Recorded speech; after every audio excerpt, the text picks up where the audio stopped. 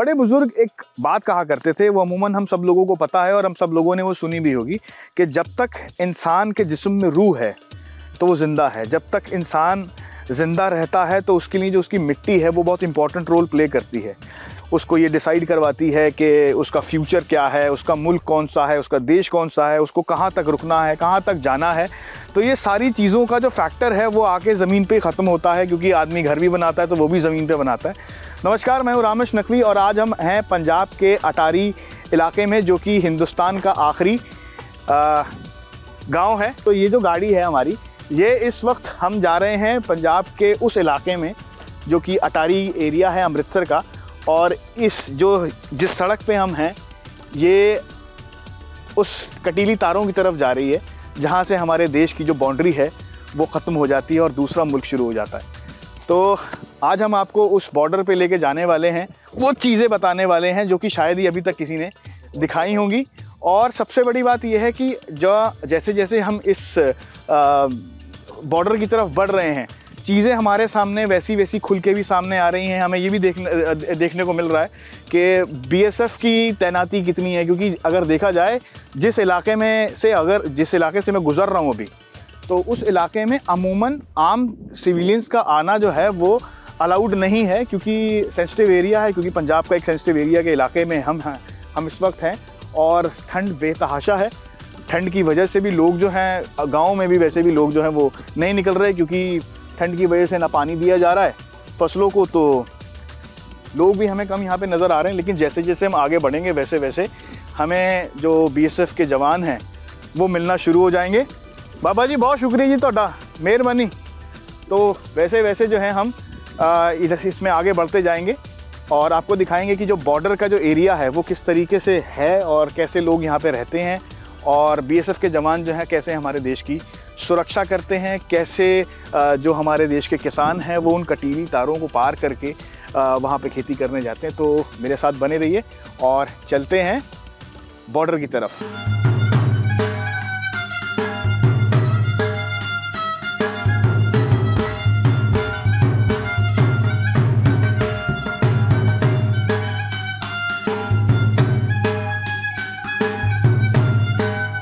तो फाइनली हम उस गाड़ी से जो आपने देखी अभी, उससे हम उतर गए और बिल्कुल सामने मेरे बीएसएफ की जो है वो चौकी है, चेक पोस्ट है। उसके आगे से जो है वो सिविलियंस को जाना अलाउड नहीं है। और आप ये स्क्रीन पे देख भी रहे हैं कि जो आपके सामने चल रहा है कि यहाँ से इसके बाद जो है वो सिविलियंस अलाउड नहीं है। सिर्फ वही लोग यहाँ से आगे जा सकते हैं जिनके पास परमिट होता है अपने खेत में काम करने का। जब हम इस गांव में एंटर कर रहे थे तो कुछ लोगों से हमारी बात भी हुई, तो उन्होंने हमें ये बताया कि मतलब पार्टीशन से पहले ये इलाका जो था ये एक बिज़नेस हब था और यहाँ से ही लाहौर तक जाया जाता था, क्योंकि उस वक़्त ना तो लाहौर एक बड़ा शहर था ना ही अमृतसर एक बड़ा शहर था।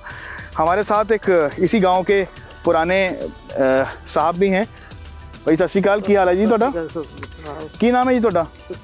सुच्चा सिंह जी। तो मैं ये आपसे जानना चाह रहा था, ये जो पीछे इमारत है ये कौन सी इमारत है, ये क्या है? ये 47 तो पहला ये जगह शहर सी, उदों जो अपने पंजाब की राजधानी लाहौर सी, ये उस टाइम का ये मंदिर है ते सरोवर है।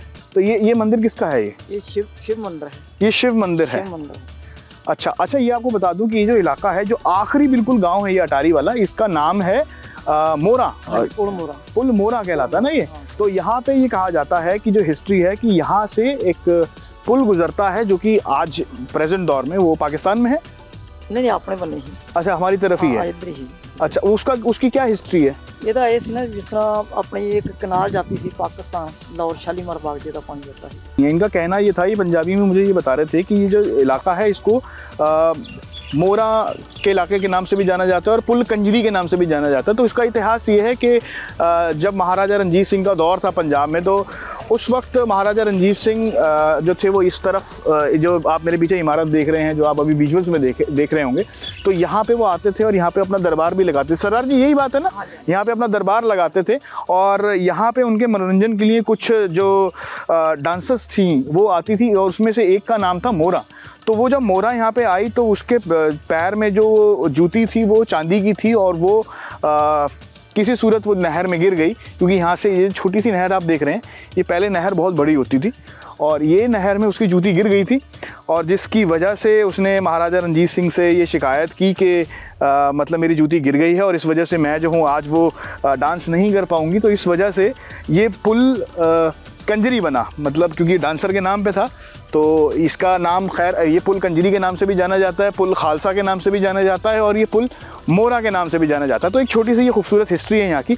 चलिए अब आगे चलते हैं, और ये जो रास्ता देख रहे हैं आप आगे, ये है फाइनली बॉर्डर की तरफ जाने वाला रास्ता। यहाँ से कुछ ही मीटर की दूरी पे बॉर्डर शुरू हो जाता है, यहाँ से आगे सिविलियंस अलाउड नहीं है, और हमें अलाउड इसलिए किया गया है क्योंकि हमारे पास, हमने परमिशन ली है, स्पेशल परमिशन। यहाँ पे सिर्फ वो लोग जा सकते हैं जो कि इस गांव के बाशिंदे हैं, जिनके पास परमिशन है, जिनके पास कार्ड बना हुआ है, वही लोग यहाँ पे जाएंगे। उसके अलावा यहाँ पे जाने की किसी को भी इजाज़त नहीं है।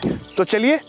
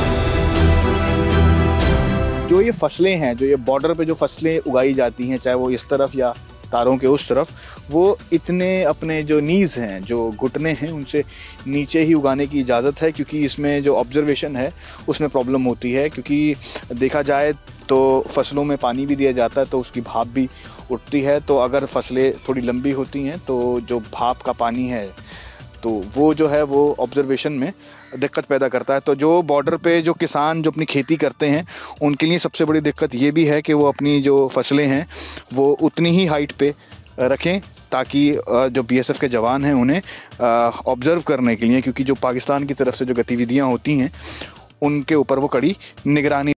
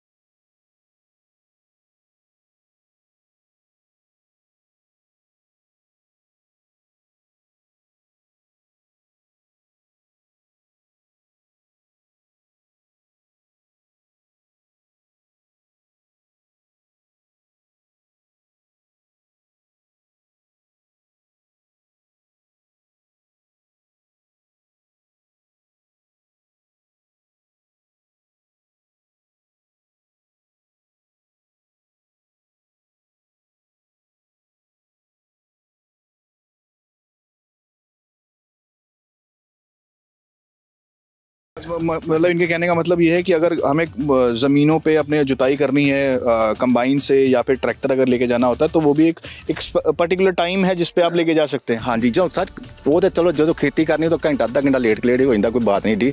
जो समा होंगे कटाई का, जो गेहूँ कट्टना ही होना, फिर ये टाइम सिर ही दे देंगे, टाइम काफ़ी दे देंगे, 6 बजे तक भी कटा देंगे, 6:30 तक कटा देंगे, 7 बजे तक भी कटा देंगे। सर ये बताइए कि ये जो फेंसिंग लगाई गई है ये तकरीबन 30 साल पहले लगाई गई है। हाँ जी। तो उससे पहले यहाँ पे क्या माहौल था, मतलब किस तरीके से, क्योंकि आपके अगर याददाश्त में कुछ हो तो?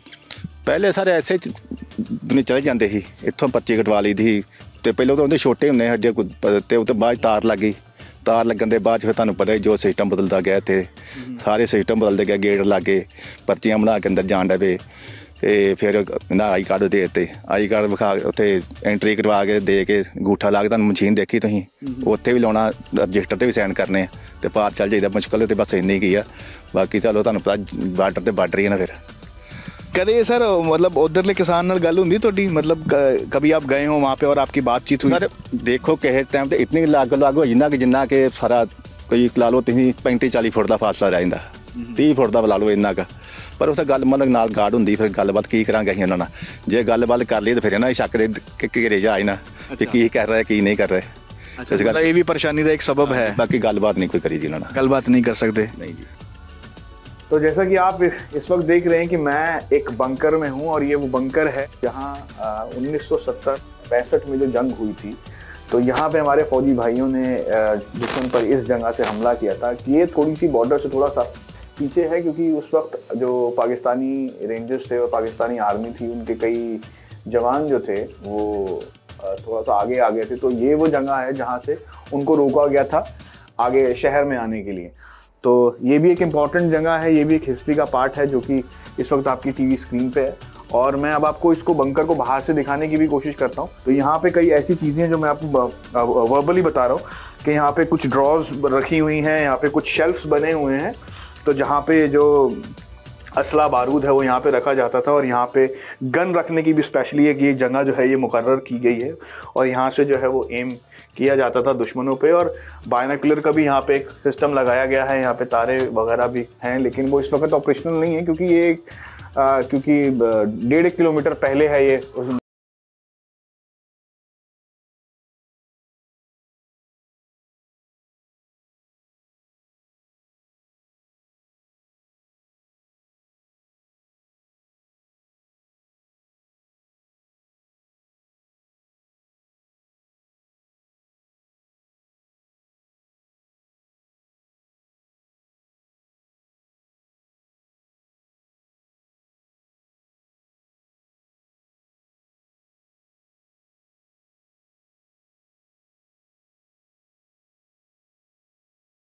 तो आज के एपिसोड में हमने आपको दिखाया कि किस तरीके से अटारी के गांव के जो लोग हैं, जिनकी ज़मीन जो है वो फेंसिंग के उस पार है, किस तरीके से वो लोग जाते हैं, किस तरीके से बॉर्डर सिक्योरिटी फोर्सेस जो है उनका ख्याल रखती है, किस तरीके से चेकिंग होती है, सारी हमने डिटेल आपको बताई। अब वक्त हो गया आपसे इजाज़त लेने का। आपको ये शो कैसा लगा हमें ज़रूर बताइए, नीचे दिए ईमेल आईडी पे हमें कमेंट करके बताइए कि आपको ये शो कैसा लगा। जब तक आप अपना, अपने घर वालों का और अपने देश का ख्याल रखिए और मुझे और मेरे वीडियो जर्नलिस्ट केडी को इजाज़त दीजिए। भारत माता की जय, वंदे मातरम।